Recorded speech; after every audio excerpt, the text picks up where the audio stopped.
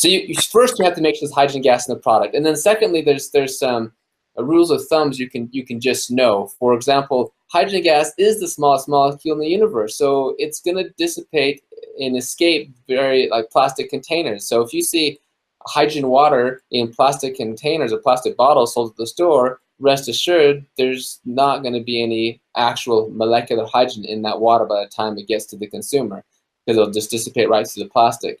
So if there are ready-to-drink products, and those typically come in aluminum-type containers, and they can be made of, of pouches. Not all pouches work, so you certainly want to test that. But some of them do. Some of them can work. There's also they come in cans, so there's aluminum cans, and that is a great way to store the hydrogen as well.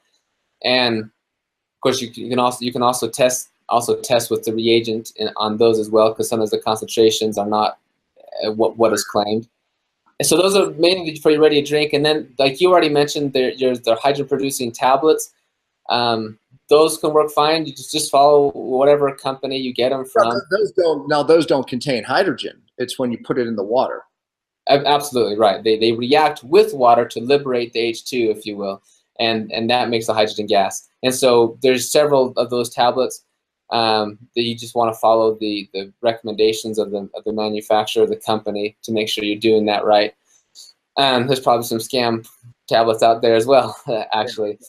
And then of course there's the inhalation devices, and probably with that one I would say, well, make sure you're getting a high enough volume, because you have to actually get enough hydrogen gas in the blood or in the body in order to exert some therapeutic effect, which we're not so sure what that is. But if we look at the cell studies and what we use in human studies, we typically want to make sure we get a concentration that's above 1.3%, and so we could do some calculations and figure that out. But 1.3% of 10 milliliters is a lot different than 1.3% of 10 liters.